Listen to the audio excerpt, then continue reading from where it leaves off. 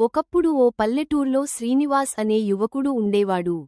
అతనికి చిన్నతనం నుంచి ధనసంపత్తులపై, విలాస జీవనంపై ఆకర్షణ ఎక్కువ. చదువులో తెలివైనవాడు అయినప్పటికీ లక్ష్యాలు స్పష్టంగా ఉండేవి కావు. గొప్ప జీవితం అంటే డబ్బు, కార్లు, పెద్ద ఇల్లు, పబ్బులు, పార్టీలు అని భావించేవాడు. ఒకరోజు ముంబైకి వెళ్లి ఒక ప్రముఖ కంపెనీలో మంచి ఉద్యోగం సంపాదించాడు. మొదట్లో కష్టపడి పనిచేశాడు. కొంత డబ్బు చేతికి రాగానే మెల్లగా విలాస జీవితంలో అడుగుపెట్టాడు. ప్రాష్ ఎల్కహాల్, రాత్రిపూట పార్టీలు, ఖరీదైన వస్తువులపై డబ్బు ఖర్చు చేయడం ఇతనికి ఆనందంగా అనిపించేవి. ఇతను భావించిన గొప్ప జీవితం మొదలైంది అనుకున్నాడు. కాని ఈ జీవితం మత్తులో మునిగిపోయిన అతనికి అసలైన సంతోషం తెలియలేదు.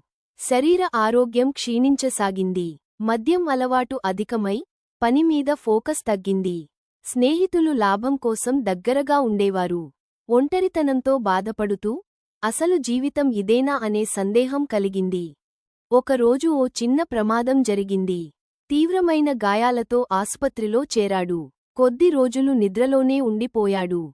ఈ సమయంలో అతనికి అన్నీ గుర్తొచ్చాయి. తల్లిదండ్రుల ప్రేమ, పల్లెటూరి స్నేహితులు, చిన్నపాటి ఆనందాల విలువ. ఆసుపత్రి విండో ద్వారా బయట ప్రకృతి అందాలను చూసి కన్నీళ్లు పెట్టుకున్నాడు. వెంటనే ఊరికే డబ్బు వెదజల్లే జీవితం వదిలేసి తిరిగి ఊరికి వచ్చాడు. అక్కడ చిన్నగా వ్యవసాయం మొదలుపెట్టాడు. పిల్లలకు ఉచిత విద్య అందించే చిన్న పాఠశాల ప్రారంభించాడు. ప్రతిరోజూ ఆహ్లాదంగా, ఆరోగ్యంగా, సంతోషంగా గడిపేవాడు. నిజమైన గొప్ప జీవితం ఇది అని అతను తెలుసుకున్నాడు.